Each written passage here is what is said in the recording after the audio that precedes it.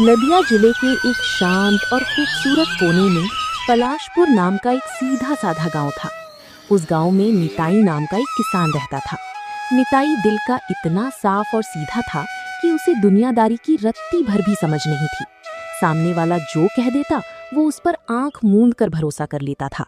लेकिन उसकी पत्नी पारुल बिल्कुल अलग थी।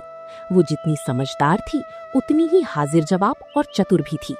एक दिन शाम के वक्त जब धूप ढल रही थी, निताई खेत से घर लौटा। उसका चेहरा पूरी तरह उतरा हुआ था, आंखों में आंसू थे और वो सिर पकड़कर चुपचाप चबूतरे पर बैठ गया। रसोई से काम खत्म करके पारुल जब बाहर आई तो पति की ये हालत देखकर चौंक गई। वो तुरंत भागकर उसके पास आई।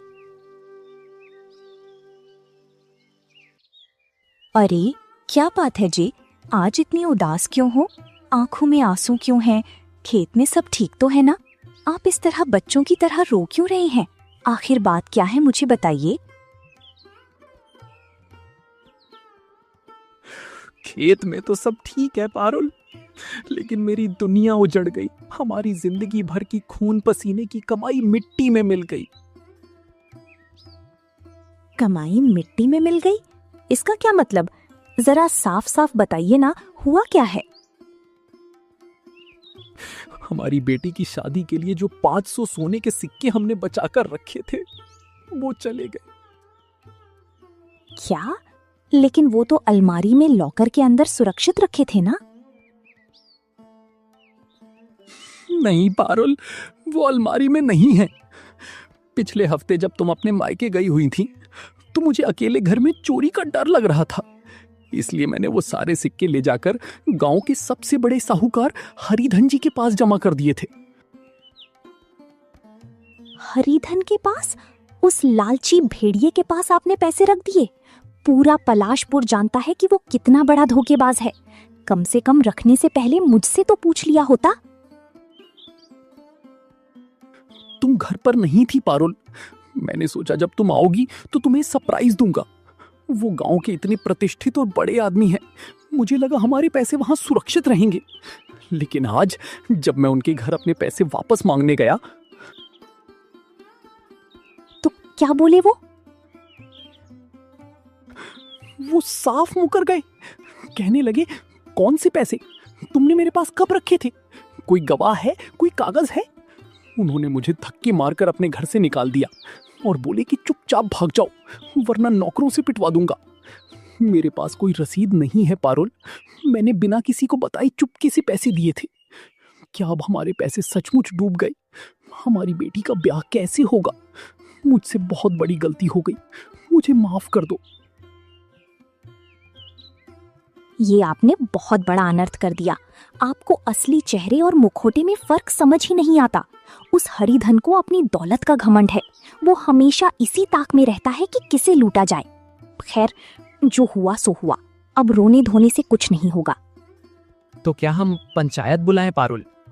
मुखिया पंचानन जी को सब सच बता दें?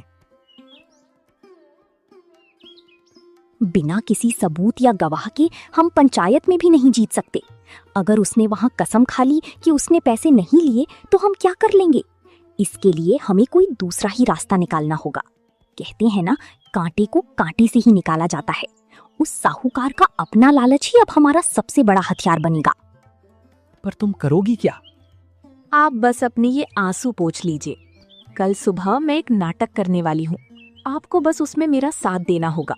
उस हरिधन के मन में ऐसा लालच पैदा करेंगे कि वो खुद अपने हाथों से हमारे पैसे वापस करेगा।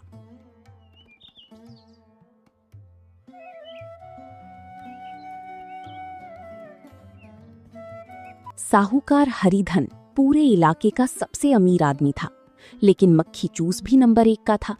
उसकी पत्नी सुरबाला भी स्वभाव में बिल्कुल उसी की तरह थी। अगले दिन सुबह दोनों अपने घर के ऊंचे चबूतरे पर बैठकर ब्याज का हिसाब किताब लगा रहे थे। देखा सुरबाला, मेरी अक्लमंदी। कल वो सीधा साधा निताई यहाँ आकर अपनी 500 स्वर्ण मुद्राएं मांग रहा था।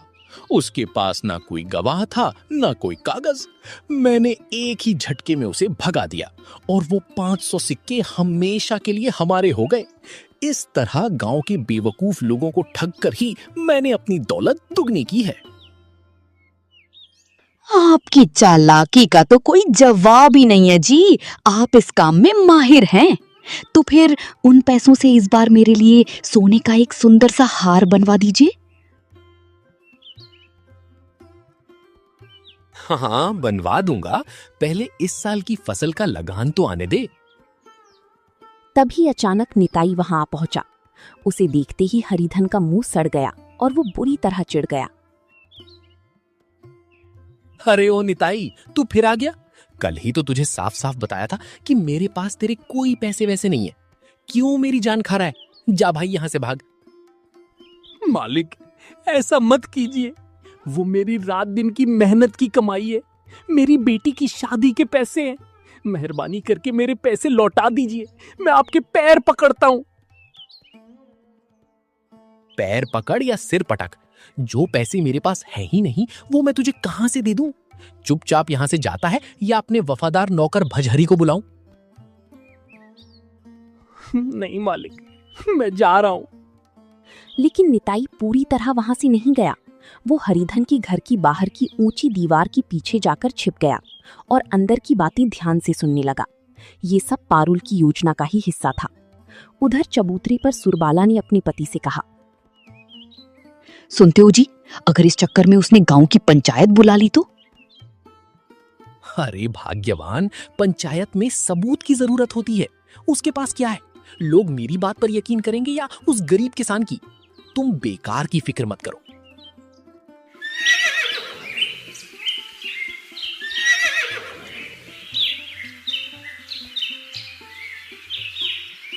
दोपहर का समय हो चुका था। हरिधन और सुरबाला खाना खाकर चबूतरे पर बैठे आराम से पान चबा रहे थे। तभी पारुल बेहद घबराई हुई वहां आई। उसकी एक हाथ में पीतल का एक बड़ा कलश था जिसका मुंह कपड़े से कसकर बंधा हुआ था और बगल में उसने एक भारी थैला दबा रखा था। उसके चेहरे पर गहरा डर और रहस्य के भाव थे। मालिक, हरिधन मालिक, रक्षा कीजिए। अब कौन है भाई? ओहो, तो तू निताई की पत्नी है। क्या बात है, पति के बाद अब पत्नी लड़ने आई है क्या? मैं पहले ही कह चुका हूं कि मेरे पास कोई पैसे नहीं हैं। अरे राम राम, धीरे बोलिए मालिक, दीवारों के भी कान होते हैं। मैं यहाँ आपसे कोई पैसा मांगने नहीं आई हूँ। मैं तो एक बहुत ही जरूरी काम से आई हूँ। अब इस पूरे गांव में बस आप ही हमारा आखिरी सहारा बचे हैं। ये सुनते ही हरिधन और उसकी पत्नी की कान खड़े हो गए। ऐसा क्या काम है? और तेरे हाथ में ये भारी कलश और थैला कैसा है? बात यह है कि कल ही मेरे मायके से मेरा भाई आया था।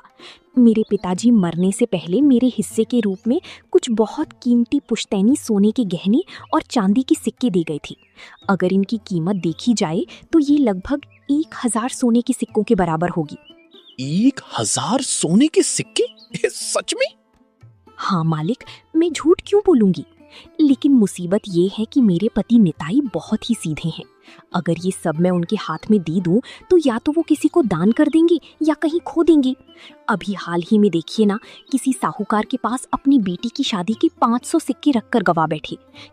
किसी ने उन्हें धोखा दे दिया। इसलिए मुझे बहुत डर लग रहा है। हरिधन ने मन ही मन सोचा, अच्छा तो ये मेरे ही बारे में बात कर रही है।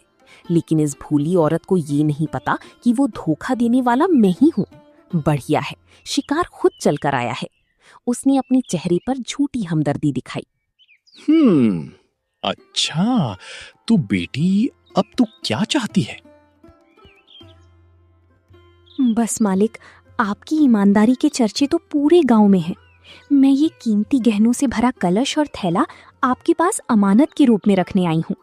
आज से ठीक 6 महीने बाद जब मेरी बेटी की शादी होगी तब मैं इसे वापस ले जाऊंगी। जरा दिखाओ तो सही, इसके अंदर क्या क्या है? नहीं मालकिन, यहाँ बाहर खुले में नहीं, इसे सीधे अंदर ले जाकर अपनी तिजोरी में रख दीजिए। लेकिन मालिक, मेरे मन में एक छोटा सा शक है। कैसा शक बेटी? बिना किसी झिझक के बताओ। मेरे पति कल किसी साहूकार के पास अपने पैसे मांगने गए थे तो उसने साफ मना कर दिया। गांव के लोग कह रहे हैं कि वो साहूकार आप ही हैं। अगर आपने भी मेरे पति की तरह मेरे इस 1000 सिक्कों के कलश को वापस करने से मना कर दिया तो मुझे बहुत डर लग रहा है मालिक। अरे पगली, वो सब झूठ है, गांव वालों की फैलाई हुई अफवाहें हैं। कल तेरा पति आया था, ये सच है, लेकिन मैंने ये कभी नहीं कहा कि पैसे नहीं दूंगा। मैंने तो बस इतना कहा था कि अभी खुले पैसे नहीं है, कल आना। वो नासमझ इतनी सी बात समझ नहीं पाया। अगर तुझे मुझ पर शक है तो मैं अभी उसे बुलवाकर तेरे सामने ही उसके 500 सिक्के लौटा देता हूं। सच में मालिक? अगर आप ऐसा कर दें तो मुझे पूरी तसल्ली हो जाएगी। फिर मैं ये 1000 मुद्राओं का कलश बेफिक्र होकर आपके हाथों में सौंप दूंगी। हरिधन ने मन ही मन लालच का गणित लगाया। अगर अभी इसे 500 सिक्के दे भी दूंगा तो बदले में 1000 सिक्कों की गहने तुरंत हाथ लग जाएंगे। बाद में इन गहनों को भी हड़प लूंगा। मुनाफा ही मुनाफा है। भजहरी, दौड़ कर जा और निताई को अभी के अभी यहां बुला कर ला। थोड़ी ही देर में नौकर भजहरी गांव से निताई को ढूंढ कर ले आया। निताई हमेशा की तरह हाथ बांधकर एक लाचार और डरी हुई इंसान की तरह आकर खड़ा हो गया। क्यों रे निताई, कल तू यहां आकर पैसे मांग रहा था ना? मैंने कहा था कि कल आकर ले जाना, और तूने पूरे गांव में ढिंडोरा पीट दिया कि साहूकार ने तेरे पैसे हड़प लिए। यही तेरा तौर तरीका है? नहीं मालिक, आपने तो कल कहा था कि भाग जाओ, कोई पैसे नहीं है। अरे वो तो मैं तेरी परीक्षा ले रहा था। भला तेरे पैसे मेरे पास से कहीं जा सकते हैं क्या? ये ले, अपनी बेटी की शादी के पूरे 500 सोने के सिक्के, और इन्हें अच्छी तरह गिन ले। हरिधन ने तुरंत अंदर जाकर पैसों की वो थैली निकाली और निताई के हाथ में थमा दी। निताई को अपनी आंखों पर यकीन ही नहीं हो रहा था। उसने थैली थामी। आपका बहुत बहुत शुक्रिया मालिक, आप तो भगवान हैं। ईश्वर का लाख लाख शुक्र है। मालिक, मैंने अपने पति की बातों में आकर आप पर व्यर्थ ही शक किया। मुझे माफ कर दीजिए। कोई बात नहीं बेटी, व्यापार में ये सब तो चलता रहता है। चलो, अब वो गहनों वाला कलश और थैला मुझे दे दो, मैं उसे अंदर सुरक्षित रख देता हूँ। जी देती हूँ मालिक, लेकिन एक आखिरी छोटी सी बात है। इस कलश के अंदर क्या क्या सामान है वो तो आपको एक बार देखना ही होगा ना, वरना कल को आप कह देंगे कि इसमें तो कुछ था ही नहीं, तो हमारी बहुत बदनामी होगी। इसलिए सबके सामने इसे एक बार देख लीजिए। हाँ हाँ, ये भी ठीक है। दिखाओ जरा, खोलना इसका कपड़ा। पारुल ने कलश के मुंह पर बंधा हुआ कपड़ा धीरे से खोल दिया। हरिधन और उसकी पत्नी सुरबाला ने अपनी आंखें फाड़ फाड़ कर बड़ी उत्सुकता से कलश के भीतर झांका, लेकिन अंदर देखते ही दोनों की होश उड़ गए और उनका मुंह खुला का खुला रह गया। ये क्या है? इसमें तो सिर्फ पत्थर और कंकड़ भरे हैं। जी हाँ, वो कलश नदी के किनारे के गोल गोल छोटे पत्थरों से ऊपर तक भरा हुआ था। उसमें दूर दूर तक कोई गहना या सिक्का नहीं था। ये क्या बकवास है? तूने हमें धोखा दिया है। गहनों के नाम पर तू पत्थर उठा कर ले आई। मैंने कोई धोखा नहीं दिया मालकिन, धोखा तो आप लोग देने वाले थे। इसका मतलब कोई गहने वहने नहीं है? और जो तूने मायके की कहानी सुनाई थी? वो सब मेरा रचा हुआ एक नाटक था मालिक। मेरे सीधे साधे पति की शराफत का फायदा उठाकर आप हमारी खून पसीने की कमाई डकार जाना चाहते थे। अब जैसे ही मैंने आपको 1000 सिक्कों के गहनों का लालच दिया, आपने उस लालच में आकर हमारी असली 500 सिक्के खुद अपने हाथों से वापस सौंप दिए। अरे ओ चालाक औरत, तेरी इतनी हिम्मत कि मेरे ही घर में आकर मुझे बेवकूफ बनाएगी। भजहरी, पकड़ इसे और इससे वो 500 सिक्कों की थैली अभी के अभी छीन ले। जैसे ही नौकर भजहरी आगे बढ़ा, तभी हरिधन की घर की पीछे की दीवार की ओट से गांव के मुखिया पंचानन और निताई का दोस्त सुभल बाहर निकल आए। वे दोनों काफी देर से वहीं छुपकर दोनों की सारी बातें सुन रही थी। बस कर हरिधन, अब तुम्हारा ये नाटक पलाशपुर में नहीं चलेगा।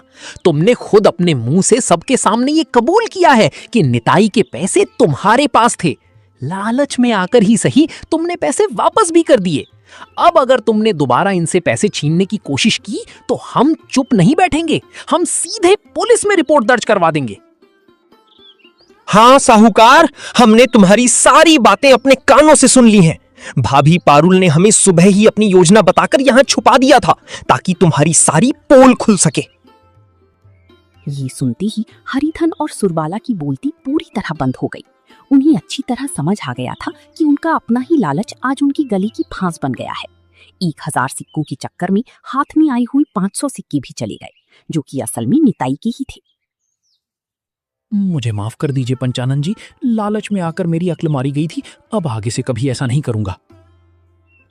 निताई, आज तुम्हारी पत्नी पारुल की सूझबूझ ने तुम्हें बर्बाद होने से बचा लिया, लेकिन आगे के लिए सबक याद रखना, कभी भी बिना किसी सबूत या कागज के किसी को अपने पैसे मत देना। इस घटना के बाद निताई और पारुल अपने पैसे लेकर खुशी खुशी अपने घर लौट गए। साहूकार हरिधन ने उस दिन के बाद से अपनी धोखेबाजी की आदत हमेशा के लिए छोड़ दी और पूरे गांव में लोग पारुल की समझदारी की मिसालें देने लगे। तो दोस्तों, इस कहानी से हमें ये सीख मिलती है कि मुसीबत के समय घबराने की बजाय अगर हम दिमाग और सूझबूझ से काम लें तो बड़ी से बड़ी समस्या का हल निकल सकता है। साथ ही ये भी याद रखें कि लालच एक ऐसी बुरी बला है जो इंसान की बुद्धि को सबसे पहले भ्रष्ट कर देती है।